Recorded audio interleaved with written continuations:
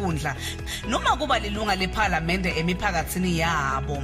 Tikhungo tekuvota titawuvulwa ngensimbi yesikhombisa kuthi made kube inthambama. Sive siyacelwa ukuthi sikhumbule kuphatha bomatisi baso siphinde sigcine nesikhathi. Livoti lami libalulekile futhi alithengiswa. Ngede ngasala nasakha live lethu.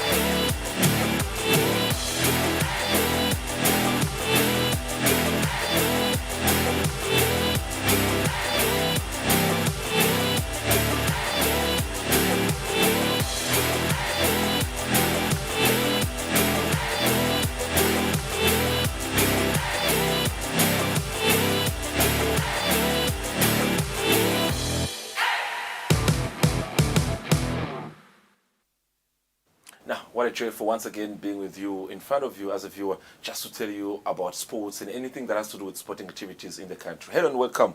What a Monday it's going to be. It's a very, very interesting evening because we've got sporting activities that took place over the weekend. Jam-packed show, one would say, where I'll be in the company of our in-house analysts just to give you an overview of things that took place. To start off, there was the Epilepsy Golf Day over the weekend at Nkonyeni, and the golf lovers were quite impressed by when they were joined by His Royal Highness Prince Bandile, who also was part of the event to make sure that this initiative by Epilepsy, of course, keeps growing in the country. So we will get the full report. We get also the interviews from some of our colleagues to see how the event itself went. Then later on, we'll also touch on gymnastics as a sport that we have not really touched on for quite some time. It was a time for selection. So selection now, there are rules and regulations. There are things that they need to be based. You need to have as an athlete for you to be selected. We hear from our in-house analyst, Linda Dlamini, just to know what are those and the in and the don'ts for you as an athlete to be part of gymnastics.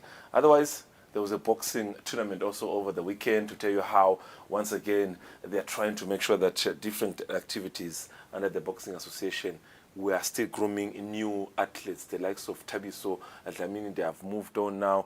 We have now upcoming stars. So this tournament was once again just to look at a chance to say, can we have more upcoming athletes that are interested in taking the sport to the next level. Otherwise, remember, cricket, they have got the A division. So this past weekend, it was all about B division.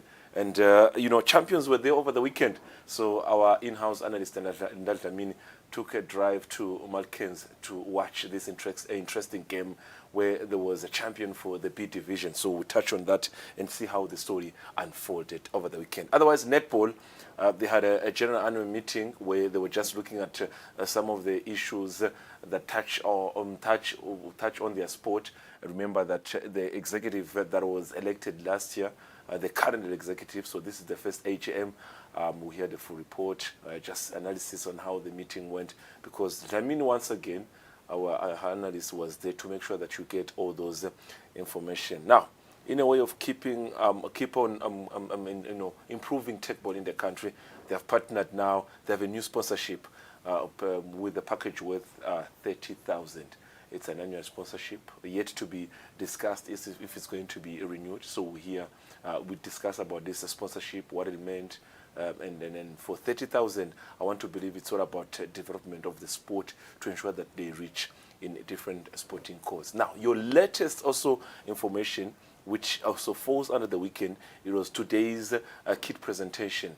Instacash, one of the organizing, association, sponsors out there, beg your pardon, who keep on showing the interest in developing sports. They were in the company of Eswatini Mobile, who also are not disappointing, so giving a key presentation to a SNAT. So they are heading somewhere out of the country to represent the country.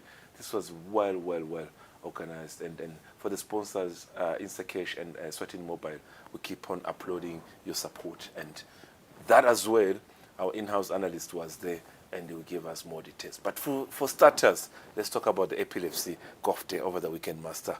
What an initiative. Tell us about the day. How was it? Ngicela Fabrice ngithathele ithuba ngibonge kungukele ehlelweni lakho ngekuthuba lokukhuluma ngivusele umbukelo weSwatini TV emalwel viewers. Fabrice ngicela nje kubonga kakhulu naba lesisebenta nabo lokufaka ikhathi nawe lokufaka ikhathi mphathizo lokufaka ikhathi Tharibo angeke ngize ngikhone kuwenda lo msebenzi ngingahlala la ngibukakala ngathi ngimuhle esiveni kodwa lo msebenzi awusona nasithi our in-house analyst ucabanga ukuthi uhambe wetfa mkhulu lo msebenzi ukuthi ngawenda ngedwa so bonke labamvu lengibabalako bayagijima abalali totonke letindzawo ngiyathatha nje lithuba ngithi ngiyababonga kakhulu lokungenta mine ngibe muhle esiveni kulethela bamvu emakhaya tindzaba letimnanzi. No, beautiful stuff. That was a real recognition, and I think they need to be very recognized. The behind the scenes, all those pictures people are watching, are seeing, these visuals are produced by them. Now, let's talk about this event, Master. What happened on the day?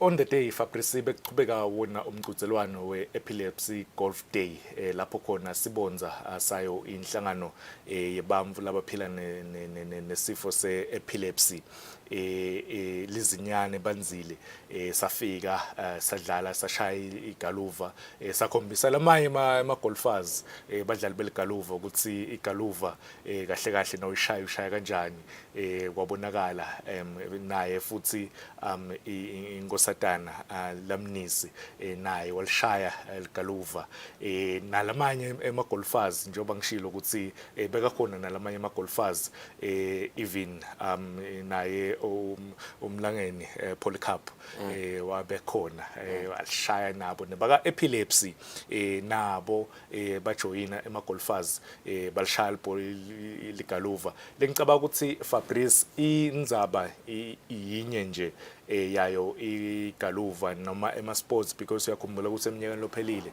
kwaba ne-marathon esiteki na igaluva la lebese inesikhashanyana ingabi khona solo kwashona i-founder yayo i-epilepsy organization babemahlalela kucokelelwa imali lana tekusita abamvu labaphila nesifo se-epilepsy futhi nekucedzisa kwakha indlu yebamvu labaphila ne-epilepsy lelapha esiteki embaka so ngicabanga ukuthi idinvo leti ludzingako ukuthi ibona umdlalo wayo iligaluva indvo lenhle njengoba ngisho ukuthi bese nesikhathi ingadlalwa le galuva kwafika i-COVID yamisa yonke info. In fact since nje vele kwashona yena amahlalela beyingakaze yadlalwa ibuyile ke yadlalwa lengicabanga ukuthi lokuhle lokho and lokuhle ke kakhulu ukuthi yona sibonza sayo lenhlangano sifikile siyathi ukuthi bamatasa ngetindzaba te-live kodwa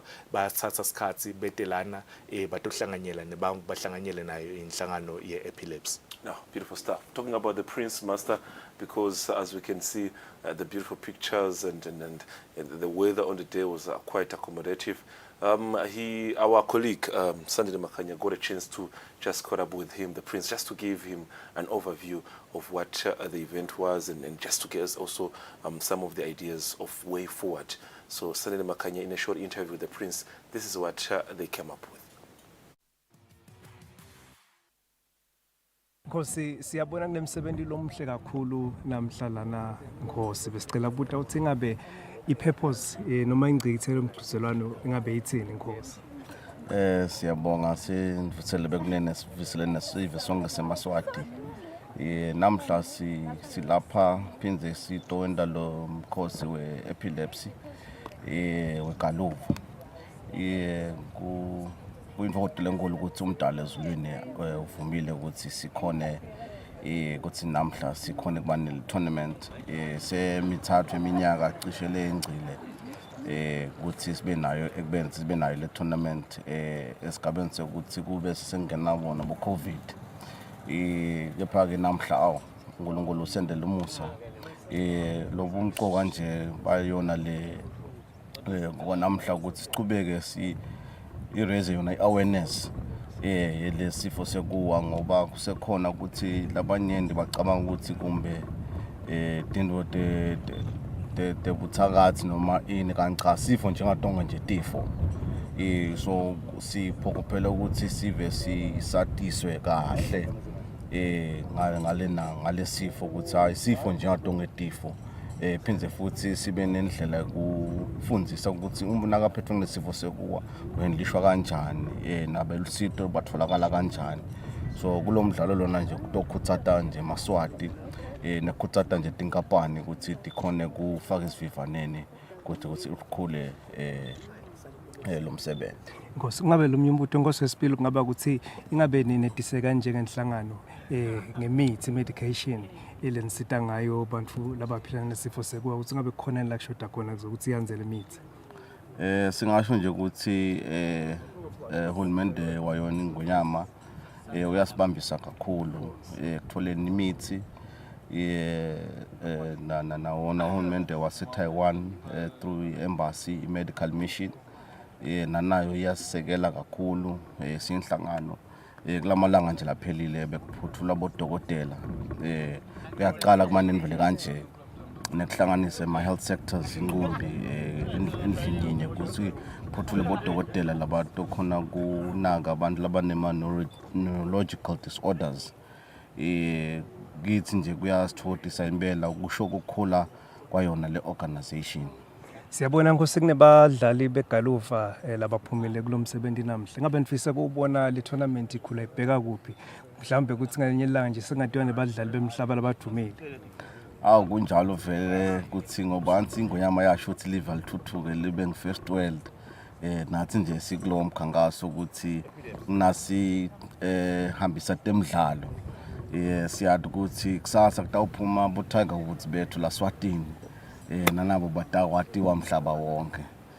Futhi for i-organization as well ngoba yonke organization emhlabeni baxwayisa ukuthi ibe socially responsible and involved. So le ndlela tema sports njengale galuva indlela nathi nje lesiba socially involved emimangweni nekusita bantu labana lesifo. Now, great message from the Prince, and once again, just showing the initiative behind this idea. And thanks to our colleague Sandile Makanya from the OB unit. Master, what are you getting from the message? Lokukhulu kakhulu Fabrice lenguvako ngilelihlitiyo nelithandvo lale organization ye-epilepsy nale vision lalafisa ukuthi tonke letinvo tigcine tifike khona bamvu labaphila ne-epilepsy bagcina banakeleleke kanganani ngicabanga ukuthi itinvo leto lesitidzingako bamvu lesibadzingako labatawuba nenhlitiyo lemnene inhlitiyo lenesihawu inhlitiyo lenhle ngicabanga ukuthi Fabrice ngiloko lokumcwa kakhulu njengoba sathi ukuthi vele indzaba ya epilepsy kakhulu solo bafuna kucezisa lesakhiwo sebamvu labaphila ne-epilepsy khona le embaka so kuhambe kahle kakhulu ama-golfers adlalile Fabrice khona engonyeni badlala including nema-golfers alapha ekhaya uyaliva nelizinyane liyasho ukuthi vele kuthi sifike ku-first world kudzinga ukuthi badlali beligaluva balapha ekhaya nabo bahlabane nalabanye badlali beligaluva balamanye imave. Beautiful stuff. Press presentation, Master. We couldn't say, yes, it was an event that drives raising funds and anything. But, Sisho, Master, would see Igaluva njenge sport. Nangabe khona lophumelele nje at some point. There's press presentation. And Laban Laba, Master, they are quite patient. Would see whatever you give them in terms of prizes. They're not expecting your 45,000 check, but that kind gesture would see, I played and this is what I won. Celan Mazia na Perry laba citsa kuphuma but laba senza unekuqala uSkumane labangena ekuqaleni nguSkumane na Respect bona ke baba senza unekuqala lokusho ukuthi bathola 47 kanzi boculane na Perry bona bathola 40 ngibo laba basenza unekuqala father and son ngicabanga ukuthi tinvo letilo tithandza ko Fabrice kutibona kubabe nendvodzana ukuthi badlale sport bahlabane tinvo leti lengicabanga ukuthi kuwonke Kenneth Ngambule unamduduzi Maphalala ya nabo bathola lapha baphuma babasenza wenesibili bona bathola 44 ngicabanga ukuthi tinvo letilo tifisako ukuthi bona ngihlale ngisho ukuthi igaluva as much as bathi sport lesidulile kodwa the prize money noma letinvo labatholako kumnanzi nje Fabrice ukuthi uphumile uhambile ungibaba wasekhaya ubuye ekhaya ubuye ne-microwave ekhaya ufike uthi make ngifike ngahlabana ngithe kule ikhona nangabe ikhona ufike uthi ngitholile lokuncane khona le egaluveni ngicela kubuya ngidoletha naku ngiyethula lapha ekhaya uyabona next time uyakusupport uyakuthengela iclub uyahamba uyodlala ukhokhela nje 20,000 nje uyakuthengela iclub uyahamba uyodlala ungaphumela amagama lathi baba nawe uyaphuma kwaSaturday galuva inevo le sifuna kuba nawe but once you come with something it's a congestion. Now let's move to gymnastic, Master, because I'm interested in what was happening over the weekend. Gymnastic as a sport, for quite some time there were issues of how are they going to establish themselves to get competitions and representing the country. But now umsebenzi bokhona ngaweekend, Master. Kahle kahle bekwendekani usichazela kahle. Gymnastic Fabrice njoba uyivetile ku intro yakho ukuthi sesikhashanyana singakhuluma ngendaba yema gymnastic. Gymnastic ifuna kubamba ema nationals ayo kude ungeneke uqualify national champs. Yes ayo kude ungene uthole isikhala ukuthi uyodlala kuma national champs ema gymnastic awuveli nje ungene ukuthi ngalosimine nginelicembu noma ngalosimine ngiyawenda ema gymnastic uya qualifier shothi kunema qualifiers prior kuma national championships lengicaba ukuthi kuyakunika lesindvo because ema national championships lokusho ukuthi sizabe sesithola luluju leselifociwe leselikhokhiwe lapha kulamakheke ngicaba ukuthi yena lo buke yona i-gymnastics Leon Young ngicabanga ukuthi le vision noma lo mbono labanawo ngawema gymnastics yes athasa sikhathi kude ema activities kodwa ngicabanga ukuthi lokhu labakwentile dimvo letinhle bamfana labancane incumbi yabo labe bakhona la uyabona ngicabanga ukuthi likusasa lawo ema gymnastics because usikhuluma ema gymnastics kumele ukuthi kuma Olympics sithole umuntu lotosimelela lotawuhamba ayomelela livela seSwatini abuye nemendlela. I'm noting the youth, Master, khuluma number in terms of age group, and I think it's between 5 to 12 which is something that we are encouraging. We want the kids, just be the ones. So now Mbuga, the president and the association, the executive, their target very is the youth. Fabrice siswati sithi ngumlibalo yembili lo.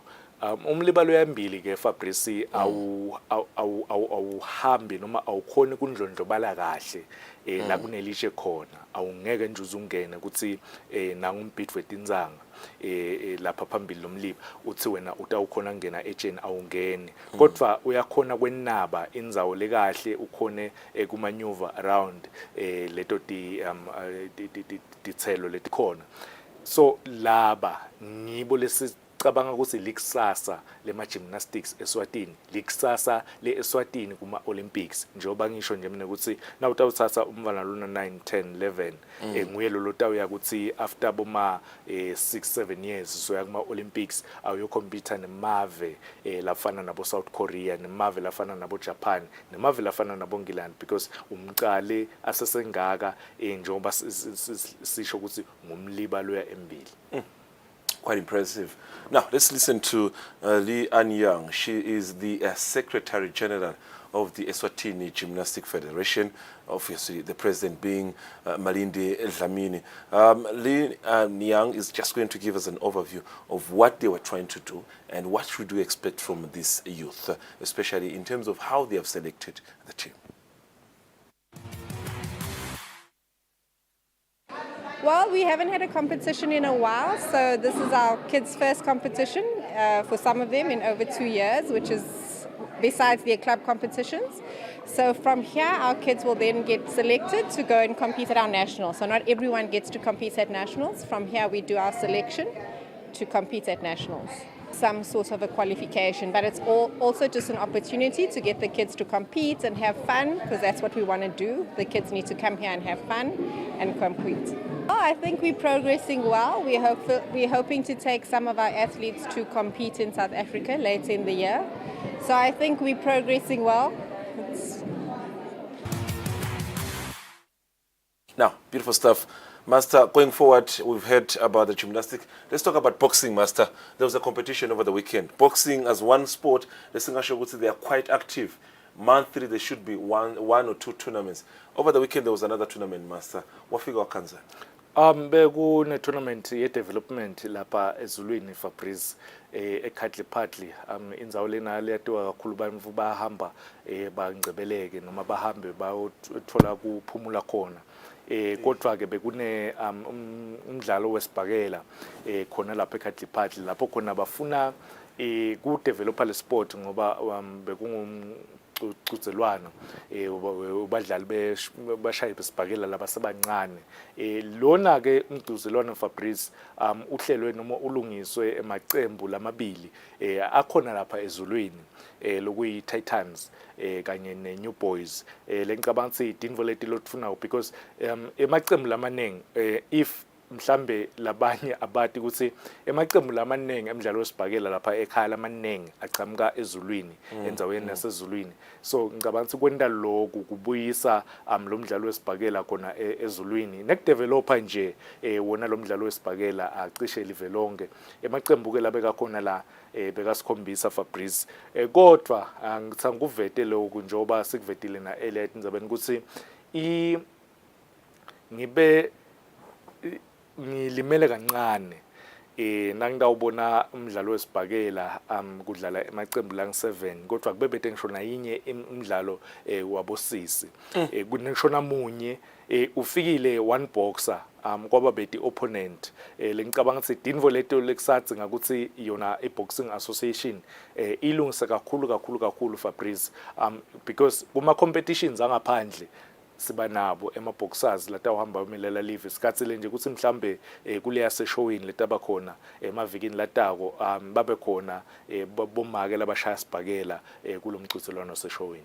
Now, this is development like Master highlighted. I like it, but we need the female aspect. Yeah, we need, you're right about that. Now, there were some clubs. There were new clubs, including New Boys clubs. There was Titans Boxing Club.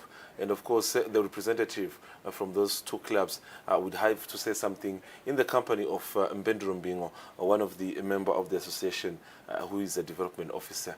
what was the day like and what was the feel like? Going forward, what can you expect? Sibamvula basha labakhona kakhulu kugcwele esibhakeleni sizama ukukhuthaza abamvula basha ukuthi sibabuthanise babe kanye sikhone sibalekele kutidzakamiva nokuhlala nje neganga lokuthi sibe ndawonye siyakhona ukuthi sicoce ngempilo sakhane sikhuthatane sichube impilo yembili.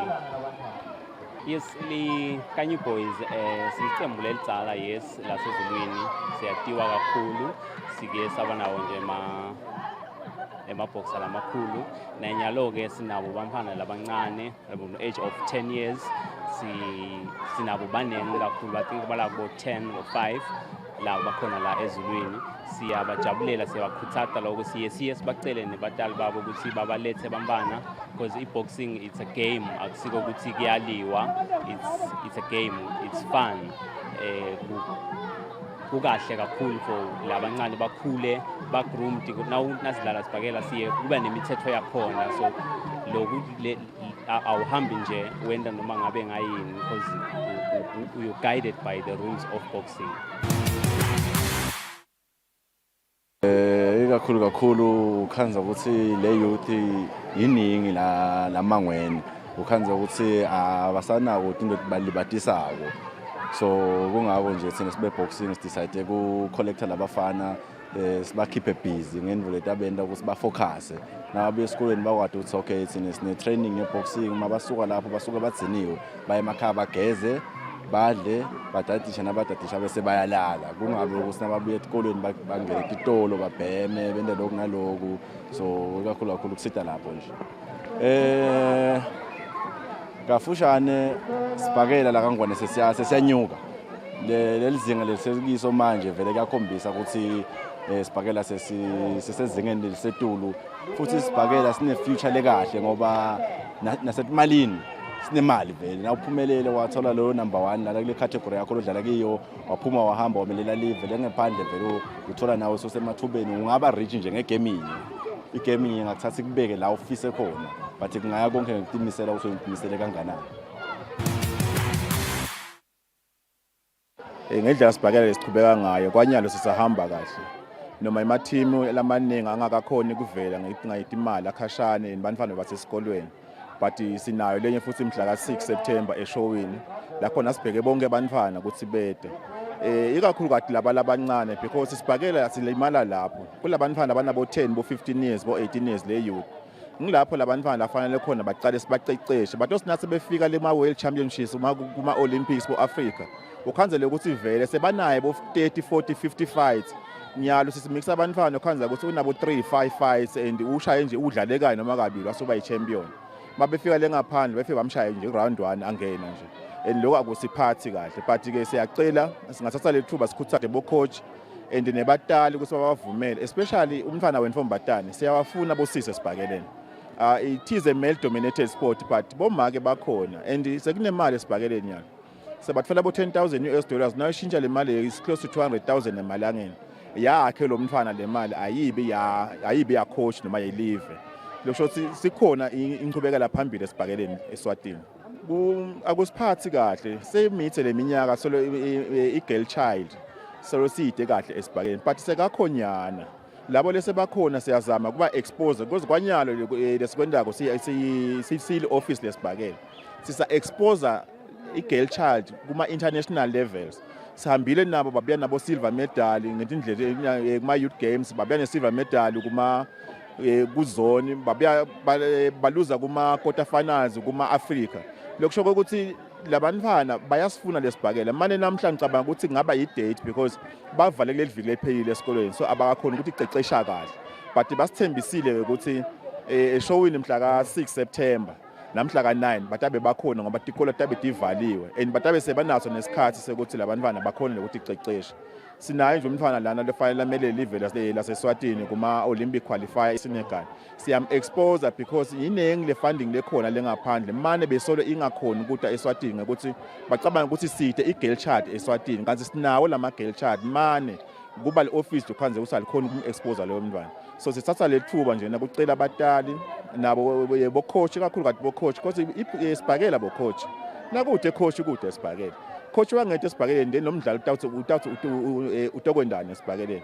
So kuningi lesigadzile la kubo coach baphinze barafele baphinze bajudge ukubona labo coach because kulanza lo munye coach erafela ekhaya noma longamati ayithatha orafela la kanti sinabo labo rafela la kangwane lekungibo bona labo coach. So i development ibande kakhulu kuningi lesafanele sikweni seseningi umsebenzi.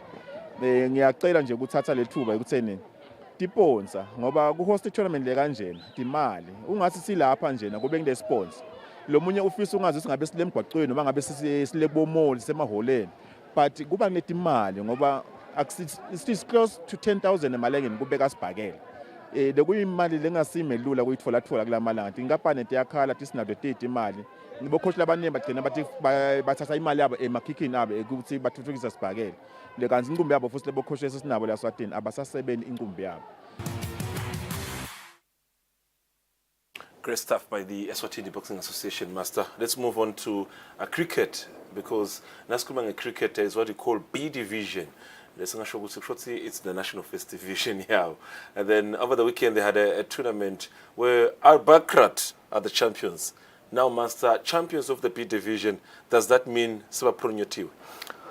Yes, Fabrice, bedlala wona emanqamu ayo i-B division khona lapha eMalkens Country Club. Siyathi ukuthi iyona i-B division idlala imidlalo yayo enjabulweni. Kodwa ke ngalo sileli bekulanga lemanqamu ucala wona ama semi-finals kwase kufika wona emanqamu lapho khona kudlale iRotania idlala neAlbakat lapho khona iqalile yabhetha yona iRotania kwashaya yona yashaya yathola ama runs la 154 kwaphuma ema wickets la 9 ibe seyabuya ke yona iAlbakat seyinale target ukuthi kumele ishaye ngetulu 154 lokusho ukuthi kumele ishaye 155 kuze inqobe wona lo mdlalo. Bangena ke ema-batsman abhetha yase igcine imtholile 155 ema runs kanti khona bekuphume nje ama wickets lang 5 kuphela yase yawina ke yona iAlbakat ngama wickets lang 5 kude itoba bo champion bayo iB division. Kodwa babe bo champion nje nayo iRotania nayo because ifikile kumanqamu lokusho ukuthi sebenyukela esigabeni saka BD saka A division lokusho ukuthi nje imidlalo yabo bona nabo sebatayidlala la enjabulweni imidlalo yabo inqumbi. Now, people who really were happy with the victory, I think it's one of the senior players, Go Arbakrat. It's Imran Asghar. Imran Asghar, I think we're going to listen to him. We'll also hear from the Rotania and then also get a chance to hear from the development and the technical officer. And who also happens to be tournament organizers, that is Mr. Zenzele Mazibuka. Let's listen to Imran first and his excitement about that victory for Arbakrat. Tournament is fantastically very well, especially the organizer. I appreciate the umpiring, everybody done their part very well. We are very happy there. Very well. We want to come this side to play in Malkans and we done that. Wonderful, wonderful. Fantastic weather, good ground, outfield is fast. Everything is going very well to our side. And a team combination, I congratulate especially to Haider Ali. He's playing fantastically very well. Thank you. It feels very proud, okay, and it's been a hard work for last 3 months that we are playing in the B division, and we know that the team. First of all, I want to wish the winners good luck, okay, and we will be in the A division, and we are going to do well with the A division. And this tournament has given a lot of young talents in our team. We have some new players who have performed well, and we have our own player, Mr. Hanif, who has performed, and he has been chosen as the most valuable player of this tournament. And we have also seen that there are a lot of Eswatini who have performed well in this tournament, which is good to see. The cricket is developing in the country. Batakithi sekaphakamise kakhulu ukuthi angafika kule level lena, but ke final level edlalile yabamnanzi ama-team sekaphakamile letawe kodlala ka-A division. Nyalo into lesiyibonile kakhulu lana ukuthi i-competition ibe inkulu ngalana ekhombisa ukuthi amaqembu seka-ready ukuthi sekangayomelela angangena ka-A division.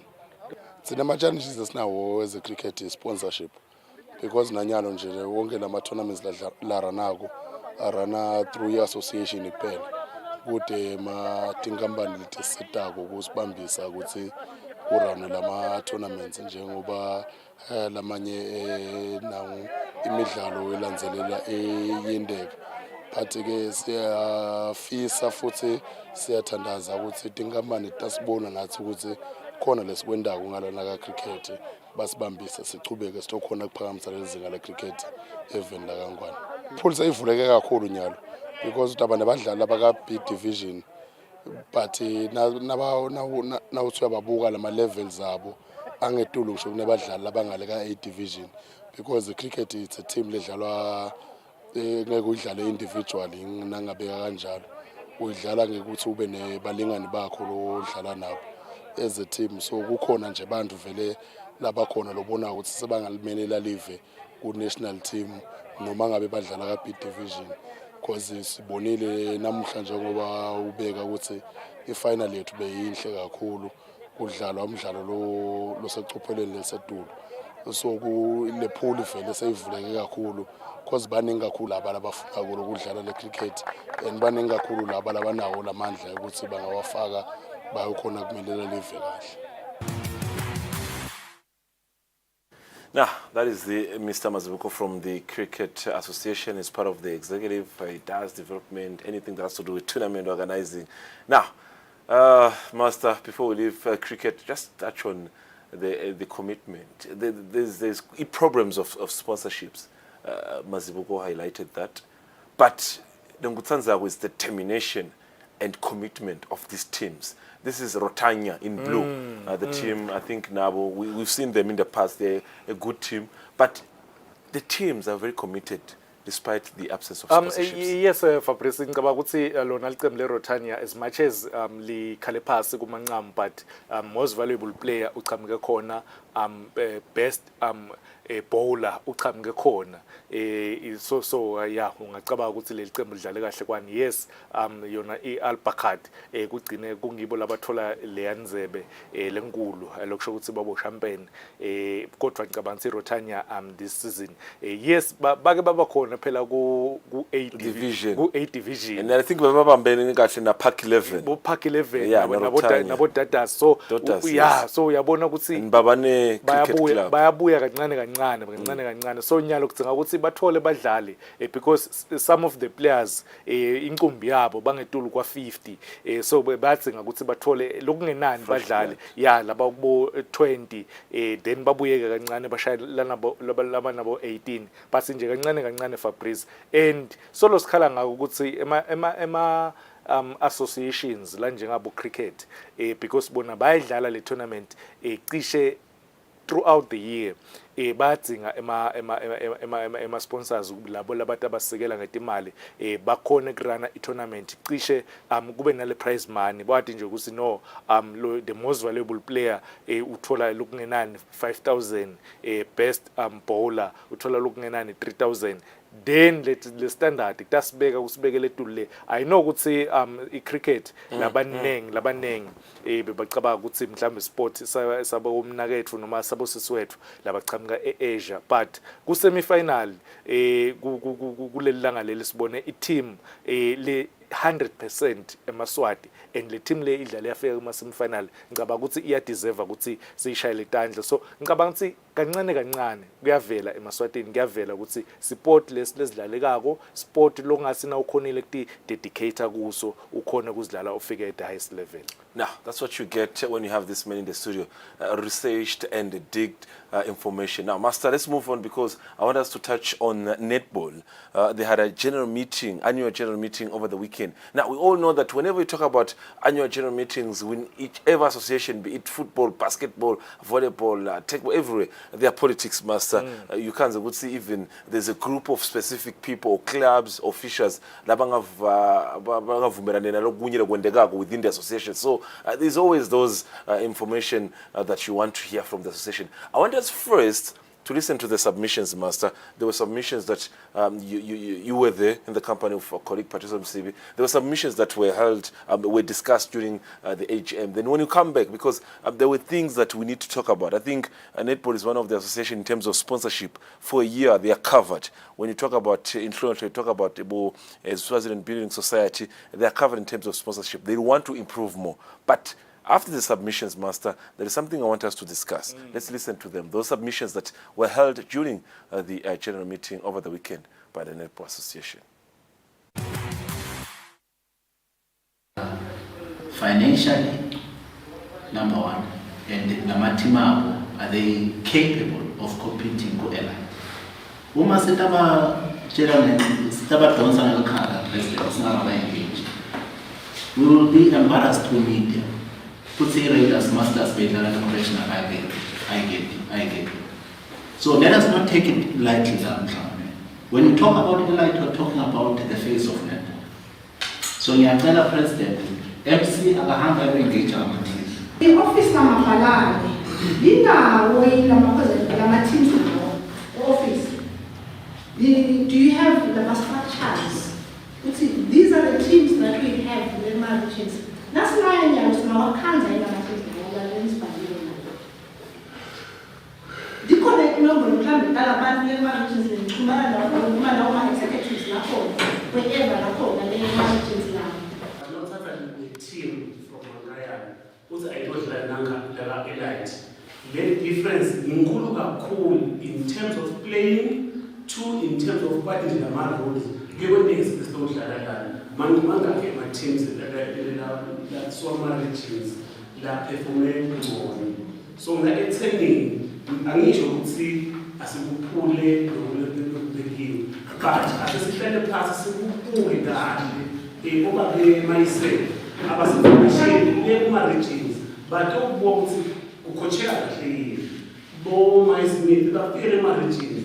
La bon pies was service about back Noma, since the music game, we played 60 minutes, some say, being higher, since the umpire. So, ngiyacela mina ukuthi asisuke saba competition sithi sitawudliwa kakhulu. Vele kufunga kanjani. Lengasonka sikwazi bathiwa kunemayoyo teams. Yangena amaphibiyela emva kusasa, yangena amaphibiyela emva kusasa. Because of that. So, asesifunze nawe ukuthi imithetho lesitakhele yona sesike sithi adhere to those rules. Sifuna ukuthi wonke umthetho wakaNetball sitawuhlala phansi. Siwusholo ukuthi ukuthi simabeka kanje sibe ne-input. Nisini nama-input nokhulumele ama-egos cause nje mina la ngibadinga. Mina ukukhuluma nami wena seswe mina team bayadike wena. Itophile nyala ka-Super League ifuna ngiyisetha kankulu. Ngiyitele imali. But ngeke ngibase ngesuthi lo mthetho mangithi bafuna ukudlala Super League nje. Itawu yetha kankulu ife ngakhona idawudayisa ligama noma ngiqhele abangakhona. Awungathi uma ngabe esportini lakangwane ukuthi imali into eqala le. Usima sowufikile wena basokhala kana ngifuna ukukhuluma bala masoje. Yami team itophile but ifuna ukudlala ethamakhulu, ifuna ukudlala emhlungu, ifuna ukudlala kala ngisukele emathatha. Kutobona abayiphethe le team ukuthi ifika kanjani le. Ngeke sengivimbele intuthuko ngithi mina ngiyithi imali. Ngithi ama-team akangasathopi lasuke emasipala la Super League. Lokho kumile nje akusinikwe shethu. Kuthi umlokuthi ngalo omunye ongibuta ukuthi ngiyakhona yini. Ngiyasivuma nesikhulumile sithi kukabi lokuthi namuhla we set up this rule, and then when the subject changes so kuyachange kanzi lento asigayini sine objective yini. If we continue to be subjective, we'll always have meetings lapho khona. We need to be objective in certain things. So na sinyalo nje sitawamba sitele meeting because the subject has changed. Sunday another now, next AGM, iyashintsha futhi subject. Let's go uyabona. Ngikhumbula kulomnye umhlangano kukhulunywa inzoba yema players la international. angazi noma ngathi isikhuphula ukuphila kanetball. So sina sasikhulumisa lo mthetho wathi hayi bese la correctional. So if that trend ichubeka, then we're going nowhere. Sibhala ukuthi base MC bayikhuluma in meeting nema teams bavumelana ukuthi kwanyalo plan sakugcwalisa bataphinze kube ne-waiver yokuthi utawukhona ukungena la ka-elite abe na stokona lo 12 stock khona ukuthi lo msebenzi lama playoffs siwele next round la ngabe assets lama teams afika abangu-12 so next season sendala ema playoffs ngokwetla 2 unyuka 2 kufuna sibone signature ikhona la ODT. There's an executive. Before put that on the floor, you should have signed Lama financials. So that these financials are authentic. So stem, Saludo, Sende, Lama. Secondly, you must tell me your opinion yake. It will lead. Without an opinion, it is very difficult to accept. We accept these financials. Maybe let's go by the signature audit on what we can do. But we will go are these auditors or keepers? And up to last week, even to yesterday, when Solo our call Hiranesa report, yet in actual fact, the AGM will be May. Even 2 to 3 months later, Solo our call Hiranesa report. Can you tell us what's ye in the Wadaganga was wrong for Hiranesa report? Boban and Tamana would have audited it. It's a good financial report. Ngoba lokho ndathi lesithulela khona ngoba leya ngisebenza hayi akusi financial report le ungayiletha kithi simalunga lahloniphekile lapha sakho la kolwa nguwe emhlanganweni ofana ne-AGM because njengoba sisho nje ukuthi akunama signature ngani thina we don't know ukuthi lama phepha lawa treasurers nika wona authentic noma kanjani accept because of ABC. So sidacela ukuthi treasurer ahambe executive ithi iyolungisa lo raise alama financials opinion the signature. Yes, sir. Oof, it was hot in there. Those are some of the politics I was talking about. To say, you know what's challenging in most cases, where in this case, Master Ngabekisanje Gutsi, Nabukanza Gutsi, they're asking the tricky questions. They used to sit in the MC, but now they're no more in the MC, or they own clubs that are at the top level, so they know what's going on within the executive, so they can easily put question marks. But Nyamuva, current president, Masango Atkaza would see if they keep on doing those petty things that are happening within association, which you and I might not know, they're not going anywhere. Master, what are you getting from this AGM? But Fabrice, ngihlethi nje ngilalela lo mhlangano ukuthi kwekuqala in fact nje imvo labakhuluma ngato kakhulu lama members noma lamalunga ayo inhlangano emidlalo netball kwekuqala maqembu langekho ku elite league labakhala ngawo kakhulu ukuthi nakasuka le babekisa nje usina isuka i-team emangayane seyitanga la elite league itafike ibe yoyo team because isuka esigabeni lesincane seyo compete nema teams la sacishe abomkantshubovu yes wakhuluma nalomunye yaselibonjeni bakhuluma kakhulu ngenzaba ukuthi yena nje unelicembu leli ise big band sekumele awudlala kubothaba nkulu kude umle kumele akhale kuye but kumele ayele ngicabanzi leto iwagcina uvumelekele umhlangano ukuthi vele lamacembu atawusuka ayele elite league ukuthi umle kumele bamkhalele kodwa inzaba kakhulu labakhala ngayo inzaba yembiko wetimali umbiko wetimali in fact lapha kude le signature ye-audit ukuthi auditor ukuthi kufikiwe wa auditwa umbiko wetimali nako konke ke timvo letingekho clear i-AGM yaka netball bekumele ukuthi benga May June July August September sorry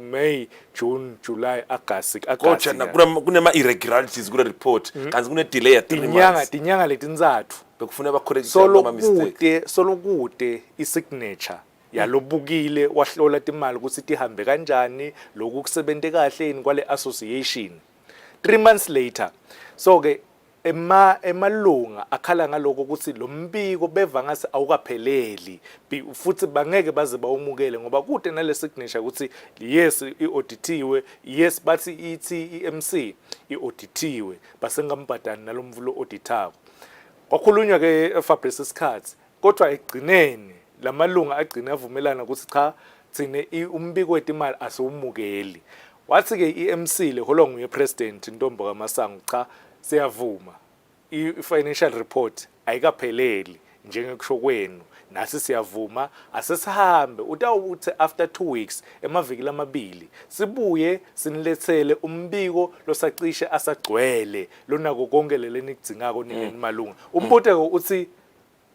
sekutawushinje angeke yini usaphekwa kodwa loko sitawuva because thina sifuna kwenda ama-assumptions sitawuva sitawuhamba futhi siyothamela umhlangano nasebaleso. Good question, Master. I want us to move on because we've got two items, tech ball and a kit presentation quickly. But last question I want you to umpemvule first. Would see you see that the MC and most of these people not only are they involved at netball, they work somewhere else. Kwaye kwabakhona ukuthi ungaye emhlanganweni uphethe ama reports angakasayini. It's either it's done deliberately, they knew it's going to be questioned. There is no way you go to a meeting without reports, without having signed the reports. So nama members vele, they are smart enough to question. Or you were hoping that allegedly, we're not accusing the MC, allegedly hoping ukuthi angeke bakunaka. But if ucabanga ukuthi ngeke bakunaka, should you are hiding something.